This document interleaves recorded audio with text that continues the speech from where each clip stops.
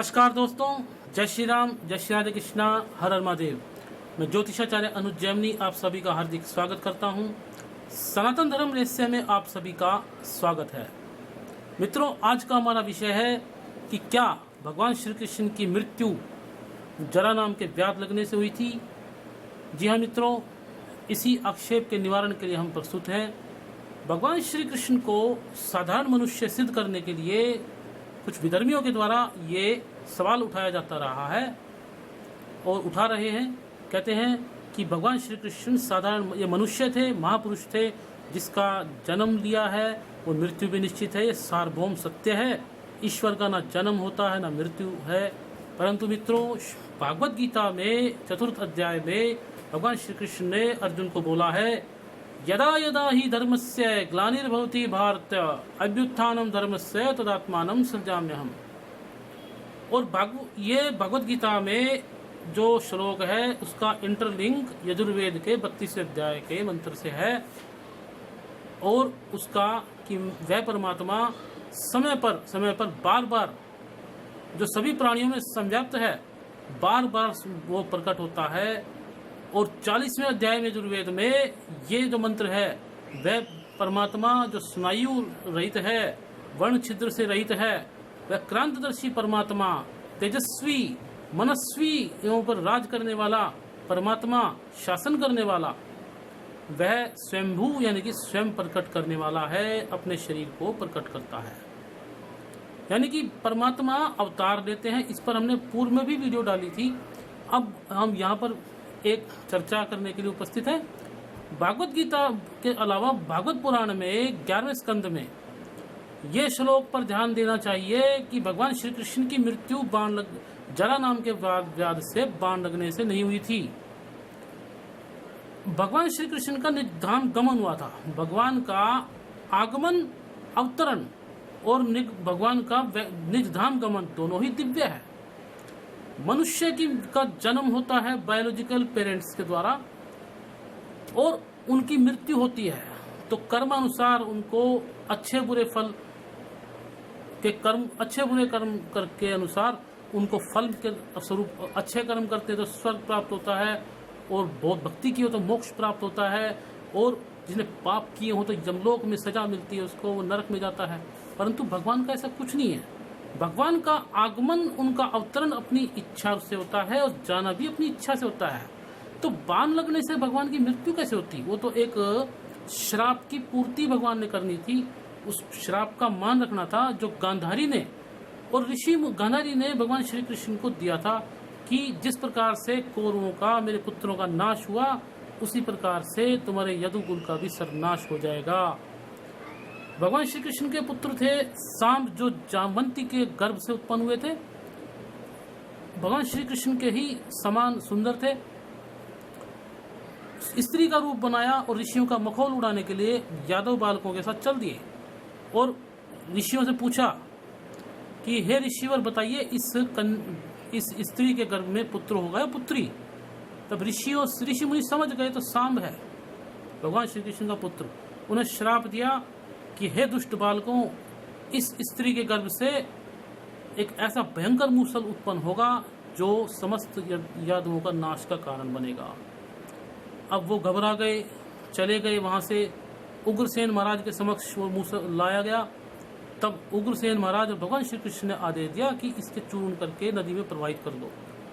परंतु होनी बड़ी बलवान है, जो ऋषि मुनियों का श्राप अटल है और उसी उसके जो मूसल का एक नुकीला सिरा था, एक मछली ने उसको निगल लिया। जरा नाम के व्याध ने उसी मछली को निकाला दैववश और उसको चीर करके उसमें से वो लंबा नुकीला सिरा निकाला और अपने बाण के आगे सिरे पर, अग्रभाग पर लगा लिया। भगवान श्री कृष्ण बलराम जी के अपने जो है वैकुंठ में जाने के बाद, परम पद की प्राप्ति कर लेने के बाद में भगवान श्री कृष्ण पीपल के पेड़ के नीचे बैठ गए और चतुर्भुज रूप धारण उन्होंने किया है। क्या सुंदर श्री विग्रह है उनका। श्रीवत्स के चिन्ह उनके हृदय में है और पीताम्बर धारण किया है और पीले रंग की धोती उन्होंने बांधी हुई है। सांवले शरीर से तपे हुए सोने के समान ज्योति निकल रही है। तो मित्रों, ये कि साधारण मनुष्य के साथ तो होता नहीं है। भगवान श्री कृष्ण का जन्म और मरण दोनों दिव्य हैं। तो मित्रों, इसका जो है आपको लिंक मिलेगा 30वें अध्याय में। यहाँ पर श्लोक में बता देता हूँ। बिभ्रच्युतुर्भुजं रूपं ब्राजिष्णु प्रभया स्व्यादिशो वितिमिरा कुर्वन् विधूम इव पावका श्रीवत्साकं घनश्यामं तप्तहाट वर्चसं कोशेयांबर युग्मेन परिवीतम सुमंगलम। सभी सुमंगल जो चिन्ह थे भगवान के प्रकट हो गए। अब यहाँ पर जरा ने, जब भगवान श्री कृष्ण जब लेटे हुए थे, उनके पैरों में लाल रंग की कांति देखी, तो उस जरा ने सोचा कि ये हिरण के बच्चे की आंखें हैं, और उस जरा नाम के व्याध ने बाण मार दिया पैरों में। अब उसने देखा, अरे ये तो चतुर्भुज रूपधारी श्री हरि हैं। उसने कहा, हे प्रभु, मुझसे भूल हो गई, मुझे क्षमा करें। तो भगवान श्री कृष्ण ने कहा है, ये श्लोक भी है, माँ भैर्जरे तमुष्टिष्ठ काम ऐसे कृतो ही में याही त्वं मनुज्ञात स्वर्गम सुकृति नाम पदम। भगवान श्री कृष्ण ने कहा, हे जरे उठ, तू डर मत, तूने मेरे ही मन का काम किया है। यहाँ पर पॉइंट एक जो नोट किया जाना चाहिए, लिखा है, जब मेरी आज्ञा से तू स्वर्ग में वास कर, जिसकी प्राप्ति बड़े बड़े पुण्यात्माओं को भी नहीं होती है। तो यहाँ पर भगवान श्री कृष्ण के मन का काम किया जरा नाम के व्याध ने, यानी कि भगवान श्री कृष्ण ऋषि मुनियों के श्राप की पूर्ति करने जा रहे थे, उन्हीं की इच्छा से ही जरा नाम के व्याध ने ऐसा किया था। आनंद रामायण में वर्णन है, जरा नाम का व्याध पिछले जन्म का बाली था, जिसको भगवान श्री राम ने छिप के बाण मारा था। वही अगले जन्म में जरा नाम का व्याध बना था, और उसी बाली को भगवान श्री राम ने ये कहा था कि इस कार्य का बदला मैं अगले जन्म में जरूर चुकाऊंगा। तो भगवान का आगमन और निगम दोनों ही दिव्य हैं। अब 32वां अध्याय जो है 11वें स्कंद में, उसमें देखा जाए वहां पर क्या है। स्टार्टिंग में ही पहले श्लोक से लेकर के 7वें श्लोक तक देखिए, सुखदेव जी महाराज कहते हैं, परीक्षित, दारुक के चले जाने पर ब्रह्मा, शिव, पार्वती, इंद्र आदि लोकपाल, मरीचि आदि प्रजापति, बड़े बड़े ऋषि मुनिगण, पितृ सिद्ध गंधर्व और अप्सराएं सभी, और नागचारण, यक्ष, राक्षस, किन्नर, अप्सराएं, गरुड़ लोक के विभिन्न पक्षी और मैत्रेय आदि ब्राह्मण भगवान श्री कृष्ण के परम धाम प्रस्थान को देखने के लिए उत्सुकता के साथ वहां आए। द्रष्टु कामा भगवतो निर्याणम परमोत्सुका गायन्तश्च गृणन्तश्च शौर्य कर्माणि जन्मचा। वे सभी भगवान श्री कृष्ण के जन्म और लीलाओं का गान अथवा वर्णन कर रहे थे। उनके विमानों से सारा आकाश भर गया था। वे बड़े भक्ति से भगवान के पर पुष्पों की वर्षा कर रहे थे। मित्रों, भागवत पुराण में स्पष्ट प्रमाण है ये। अगर भगवान श्री कृष्ण साधारण मनुष्य थे, महापुरुष थे केवल, तो देवता लोग क्यों वहां पर आए? भगवान श्री कृष्ण ने चतुर्भुज रूप धारण किया, और चतुर्भुज रूप धारण करके गरुड़ पर सवार होकर के वैकुंठ धाम के लिए प्रस्थान कर गए। तो भगवान श्री कृष्ण की मृत्यु तो हुई नहीं। भगवान श्री कृष्ण साक्षात वहां अपने शरीर, चतुर्भुज रूप को लेकर के अपने शरीर के साथ ही गए। देखिए, यहाँ पर मैं पढ़कर बताता हूँ आपको। लिखा है, भगवान का श्री विग्रह उपासकों के ध्यान और धारणा का मंगलमय आधार और समस्त लोगों के लिए परम रमणीय आश्रय है। इसीलिए उन्होंने योगी के समान अग्नि देवता संबंधी योग धारणा के द्वारा उसको जलाया नहीं, सशरीर ही अपने धाम में गए। अब जो लोग पुराणों को पाखंड मानते हैं, तो उनके लिए महाभारत में भी वर्णन है, मौसल पर में पढ़ सकते हैं।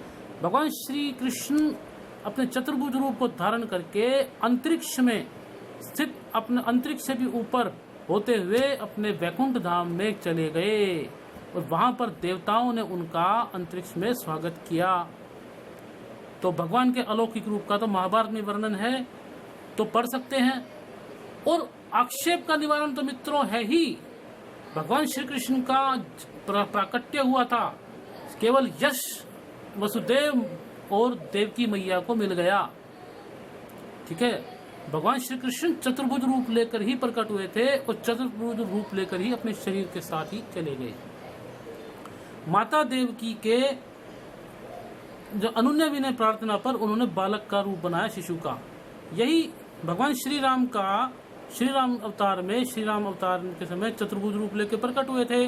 कौशल्या माता ने प्रार्थना की, बाल रूप बनाइए, भय प्रगट कृपाला दीन दयाला कौशल्या महतारी। तो मित्रों, ये पूर्ण रूप से तो मेरे को चौपाई याद नहीं है, परंतु सुनने में बड़ा मनोहारी लगती है। ये आप रामचरितमानस पढ़ के देखें और भागवत पुराण पढ़ें। मित्रों, ये प्रमाण हमने आपको दिए हैं, तथापि जिनके हृदय में भक्ति वास नहीं करती, उन दुराग्रहियों के लिए कभी कोई प्रमाण या माननीय है ही नहीं। तो मित्रों, उनके लिए हम संतुष्ट करने के लिए नहीं बैठे हैं, बल्कि जो भ्रम के शिकार हमारे भाई हैं, उनके भ्रम निवारण के लिए हम ये कार्य कर रहे हैं। अगर वीडियो पसंद आया हो तो सब्सक्राइब कीजिए, चैनल को सब्सक्राइब कीजिए, वीडियो को लाइक कीजिए और शेयर का बटन अवश्य दबा दीजिए। इस वीडियो को, जानकारी को अधिक से अधिक शेयर कीजिए। और कोई भी सुझाव हो तो उसे कमेंट बॉक्स में दीजिए, परंतु ध्यान रखें, गाली अपशब्द बिल्कुल बर्दाश्त नहीं होंगे, उनको मैं डिलीट मार दूंगा। जय श्री राम।